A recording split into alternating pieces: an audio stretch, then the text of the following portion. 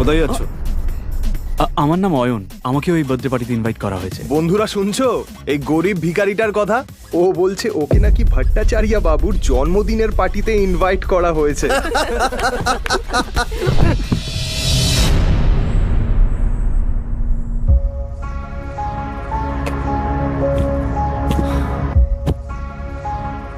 Rusha baby, চলো বাড়ি যাই। বেবি? রুষা, তুমি এই ভিখারিটাকে চেনো নাকি? কই না তো। Who the hell are you? এটা শুনি অয়ন অবাক হয়ে যায়। এর আগেও রুষা অনেকবার অয়নকে অপমান করেছে। রুষা, চলো এবার বাড়ি যাই। এ ভিখারি, বেরো এখান থেকে। সিকিউরিটি, একে ঘাট ধাক্কা দিয়ে বের করে দাও। ঠিক সেই সময়ই বার্থডে বয় ভট্টাচার্য সেখানে হাজির হয়, আর তার নজর গিয়ে পড়ে অয়নের ওপর। অয়ন তার জন্মদিনে এসেছে এটা দেখে সে অবাক হয়ে যায়। অয়ন রায় চৌধুরী স্যার, আপনি আমার পার্টিতে এসেছেন? আমার তো বিশ্বাসই হচ্ছে না।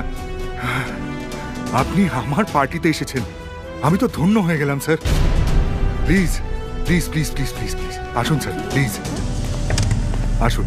এই দৃশ্যটা দেখা মাত্রই রুষা আর বাকি সবার মাথা খারাপ হয়ে যায়, কিন্তু অয়ন কোনো কথা না বাড়িয়ে ওখান থেকে চুপচাপ বেরিয়ে যায়। বাইরে গিয়ে সে রুষার জন্য অপেক্ষা করতে থাকে। পার্টি শেষ হওয়ার পরে রুষা যখন বেরোয় সে পুরো মাতাল। Sorry sorry.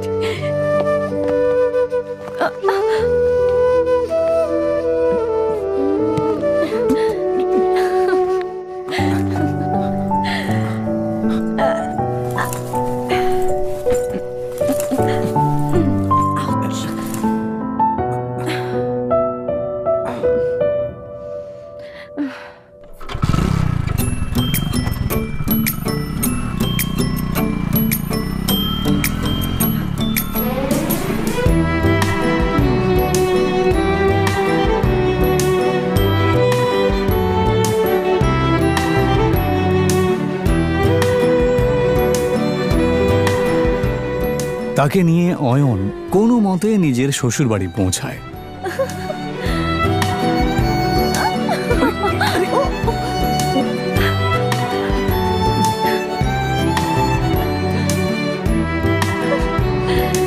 অয়ন শ্বশুর বাড়িতেই ঘর জামাই হয়ে থাকত, আর এই বিষয়টা নিয়ে সবাই ঠাট্টা করত।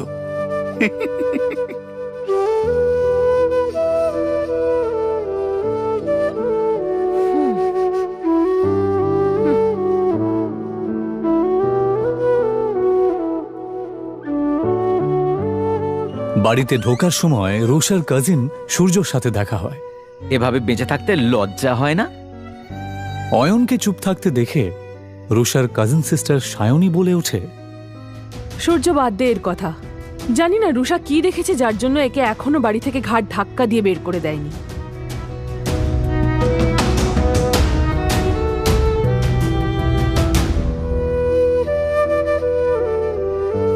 অয়ন প্রায় প্রত্যেক দিনই শ্বশুর বাড়িতে এই ধরনের কথা শুনত। ওর এইসব কথা শোনার অভ্যেস হয়ে গেছিল।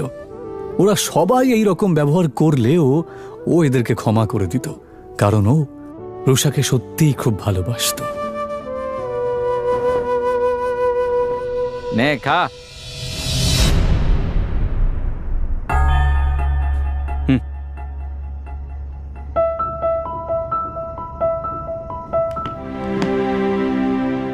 ভিখারি কুত্তা কোথাকারে। ওর একটাই দুর্বলতা ছিল, যার জন্য ওকে দিনের পর দিন এভাবে অপমান সহ্য করতে হচ্ছিল।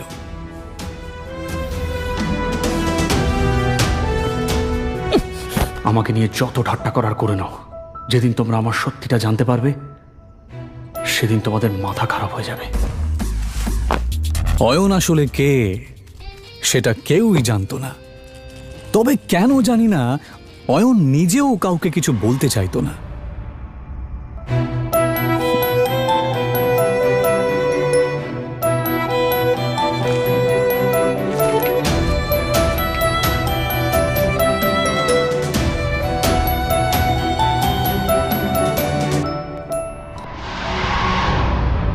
ওকে শুধুমাত্র শ্বশুর বাড়ির লোকেরাই নয়, এমনকি শাশুড়িও পর্যন্ত অপমান করত।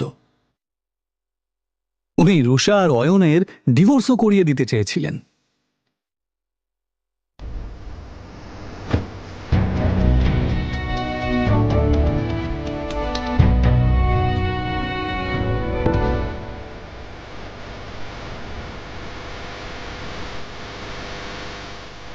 অয়ন, আমি এখন হোটেলে একজনের সাথে দেখা করতে যাচ্ছি।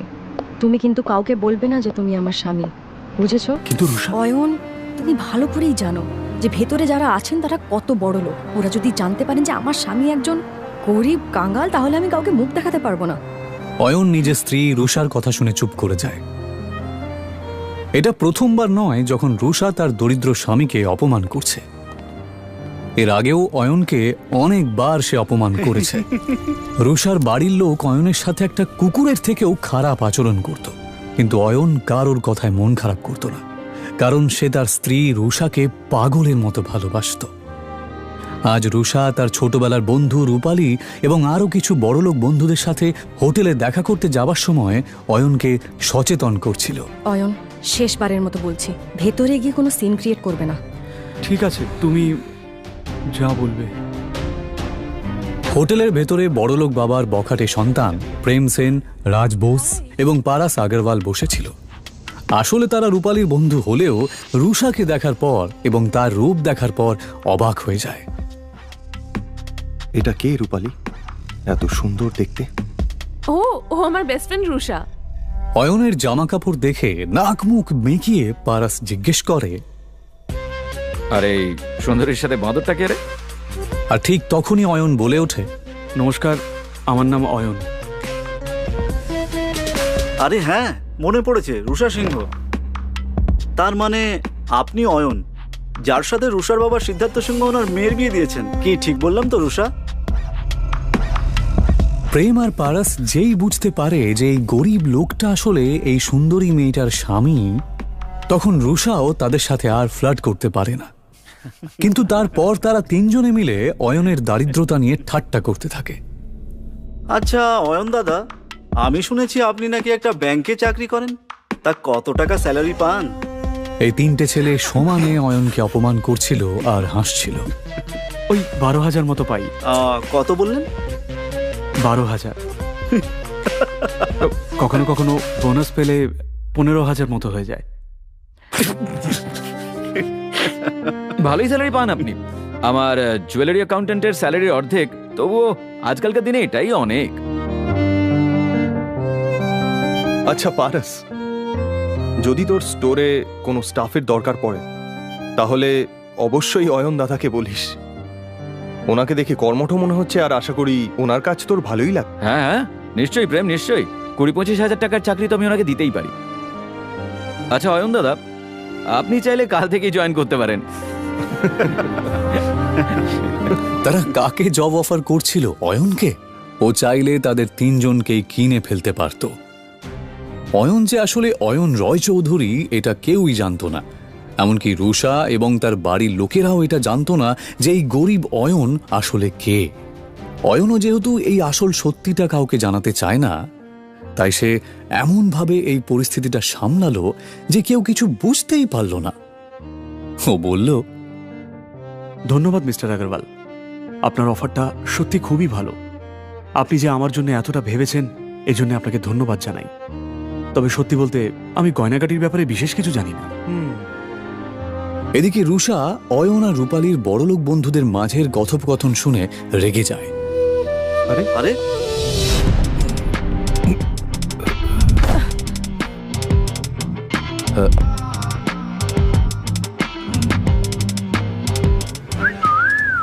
ওই লোকটার মুখ থেকে প্রচন্ড পরিমাণে মদের গন্ধ বেরোচ্ছিল।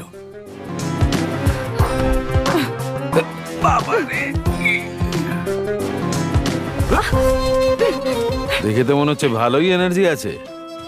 অসভ্য লোক, তোর সাহস কি করে হয় আমার সাথে সব কথা বলার?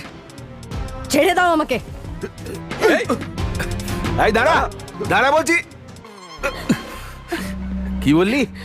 আমি অসভ্য? আগে নিজেকে দেখ, বেশি নাটক করিস না, বুঝেছিস? ছেড়ে দে আমাকে।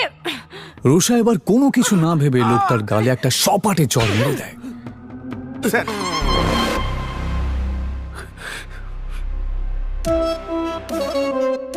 চরের প্রতিশোধ কি করে নিতে হয় আমি তোকে দেখাচ্ছি। রুষা কোনো কিছু বুঝতে না পেরে ভয়ে চোখটা বন্ধ করে নিলেও সেই ভাঙা বোতলটা তাকে ছুঁতেও পারে না। রুষা দেখে যে একটা হাত সেই বোতলটাকে তার কাছে আসতেও দেয়নি।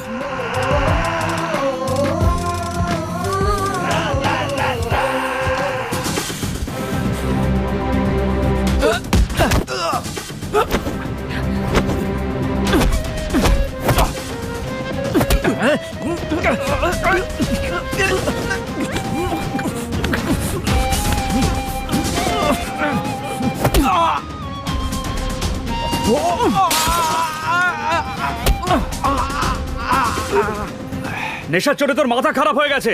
যদি নিজের ভালো চাস তো এক্ষুনি আমার স্ত্রীর পা ধরে ক্ষমা চা আর বেরিয়ে যা এখান থেকে। অনেক বড় ভুল করেছিস তুই আমার গায়ে হাত তুলে।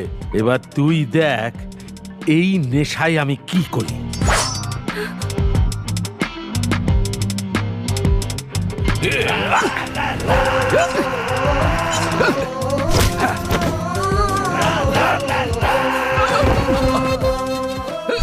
অয়নের এই আচরণ দেখে রুষা অবাক হয়ে যাচ্ছিল। সে বেচারি কিছুতেই এটা দেখে বিশ্বাস করতে পারছিল না। প্রেম সেন এবং রাজ বেদিও চিৎকারের আওয়াজ শুনে সেখানে দৌড়ে আসে। এই অসভ্য মাতালটা আমাকে একা পেয়ে আমার উপর জোর খাটানোর চেষ্টা করছিল। এটা শুনে প্রেম সেন রেগে যাবার ভান করে, কারণ ও রুষার মন জয় করতে চাইছিল। আর এই জন্যই সে পুরো বিষয়টা সামলানোর দায়িত্ব নিয়ে নেয়। আর নেবে নাই বা কেন? এই প্রাইড হোটেল তাদেরই পারিবারিক ব্যবসার অংশ যে। তোর সাহস কি করে হয় রুষার সাথে এরকম আচরণ করার? অসভ্য লোক কোথাকারে। লোকটাকে একটু বেশি মারছে। একটা জিনিস তো পরিষ্কার যে এই লোকটা শুধুমাত্র একজন মাতাল নয়। প্রেম সেন আর রাজ বোস কিছুতেই থামছিল না, আর তার জন্যই অয়ন তাদেরকে থামানোর জন্য বলে, ব্যাস অনেক হয়েছে, ওর শাস্তিও পেয়ে গেছে। এইভাবে মারতে থাকলে ও মরে যাবে তো। আরে অয়ন দাদা, আপনি এত ভয় পাচ্ছেন কেন? আমি এই হোটেলের মালিক, তাই এই ব্যাপারটার এখানেই মিটমাট হয়ে যাবে। একটা বোকা ভীতু লোক। অয়নের ওপর রুষার প্রচন্ড রাগ হচ্ছিল। রুষা প্রেম সেন আর রাজ বেদির দিকে তাকিয়ে বলল, এবার বাদ দাও, ছেড়ে দাও ওকে। ও অয়ন দাদা, আপনি দেখছি বেশ ভীতু। আমাদের সঙ্গে থাকুন, তাহলে একটু সাহসী হয়ে যাবেন। কথাটা অয়নকে খোঁচা মেরেই বলা হলো, যদিও এসব শোনার পরেও অয়ন চুপ করেই থাকে। ইতিমধ্যেই কয়েকজন গুন্ডা সেখানে ঢোকে, আর প্রেম সেন গুন্ডাদেরকে ভেতরে আসতে দেখে। মনে হচ্ছে এই মোটা ষাঁড়ের গায়ে গন্ডারের চামড়া লাগানো। এত মার খাওয়ার পরেও ব্যাটার শিক্ষা হয়নি। কোনো ব্যাপার না, এদের ব্যবস্থা আমি করছি।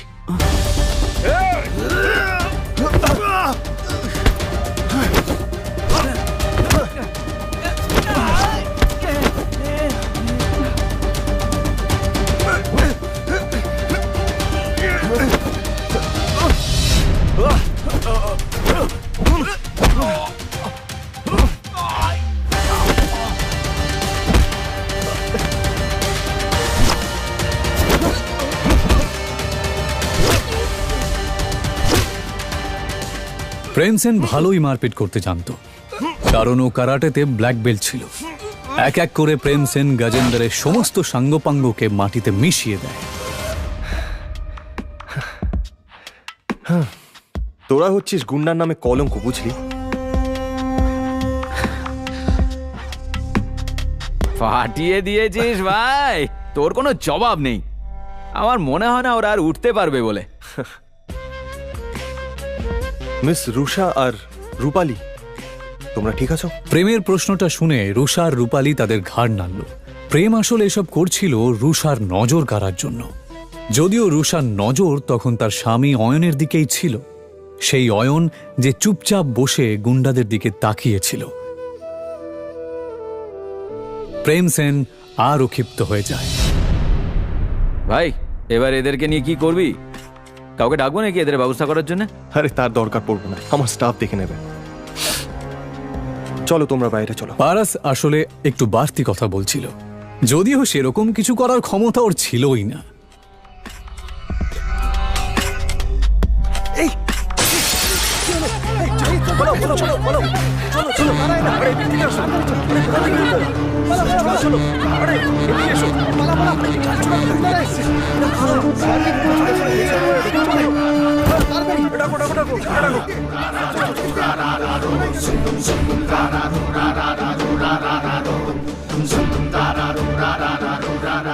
আচ্ছা, তোমাদের এত বেশি সাহস? যদি তাই হয় তাহলে আমার সামনে এসো। সেই তো, ভয় কেন পাবো? তোদের হারানোর জন্য সাহসের কি প্রয়োজন? কিন্তু এই কথাটা বলার পরই প্রেম সেনের মুখ বন্ধ হয়ে যায়। রবিদা, নিজের সামনে দাঁড়ানো লোকটাকে দেখা মাত্রই প্রেম সেনের থোতা মুখ ভোঁতা হয়ে যায়, কারণ তার সামনে দাঁড়ানো লোকটা আর কেউ নয়, সে ছিল রবিদা।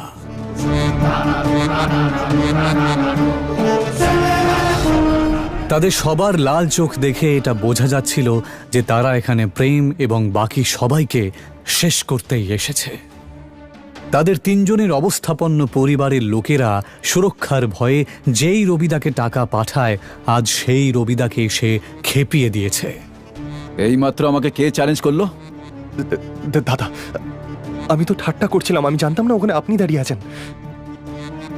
আমায় ক্ষমা করে দিন। ও, ঠাট্টা করছিলি বুঝি? হ্যাঁ, তা হতেই পারে, ঠাট্টা তো হতেই পারে। তাহলে একটা ঠাট্টা আমিও তোর সাথে করি। দাদা, এটা কথা বলে মীমাংসা করলে হয় না?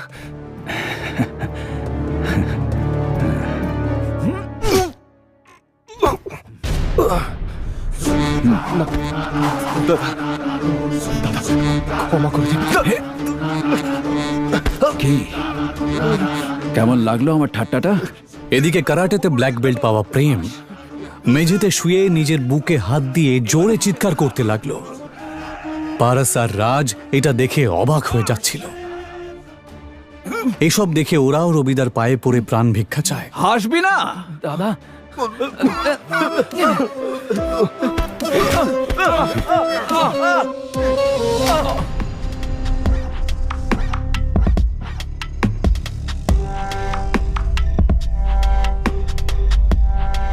ওঠাতে পারছিস না?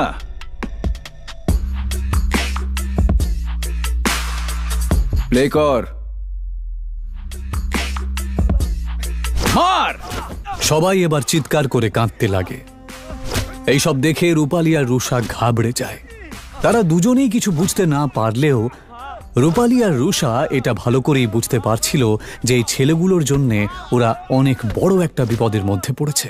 রবিদা নিজের চোখের সামনে এইরকম একটা নাটক দেখে খুব আনন্দ পাচ্ছিল। আমি এটা জানতাম যে ওই মোটা লোকটা শুধুমাত্র একজন মাতাল নয়, কিন্তু এটা আমি দুঃস্বপ্নেও ভাবিনি যে ওই মোটা লোকটা রবির পরিচিত। যাকে রুষাকে যতক্ষণ না কেউ কিছু করছে, আমি এসবের মধ্যে নাক গলাবো না। রবিদা বাকি তিনজনের দিকে না তাকিয়ে শুধুমাত্র এই বড়লোক বাবা মার বেকার তিন সন্তানকে মার খেতে দেখতে থাকে। 1 মিনিট। এই শোন। হ্যাঁ দাদা। আগের হাত পা ভাঙবি, তারপরেও যদি এর মুখ বন্ধ না হয়। থামুন থামুন, এবার থামুন, অনেক হয়েছে। রুষা এই কথাটা বলা মাত্রই রবিদা আওয়াজটা যেই দিক থেকে আসছে সেই দিকে তাকায়। তারপর অয়ন রয় চৌধুরী। হতবাক হয়ে যায় সে নিজের চোখকে বিশ্বাসই করতে পারছিল না। সবাই চল এখান থেকে। রবিদার এই কথা শুনে সবাই অবাক হয়ে যায়। হঠাৎ অয়নকে দেখে রবিদা এভাবে পালিয়ে যায় কেন? রবিদা কি এর আগেও অয়নের মুখোমুখি হয়েছে? সে কি ওকে চেনে?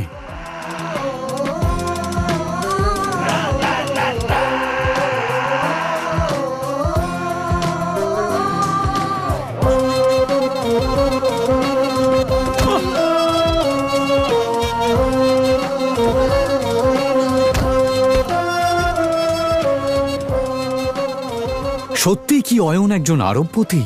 যদি তাই হয় তাহলে সে কেন এভাবে দিনের পর দিন অপমান সহ্য করছে? রুষার বাবা অয়নের মতন একটা গরিবের সাথে কেন তার বিয়ে দিয়েছে?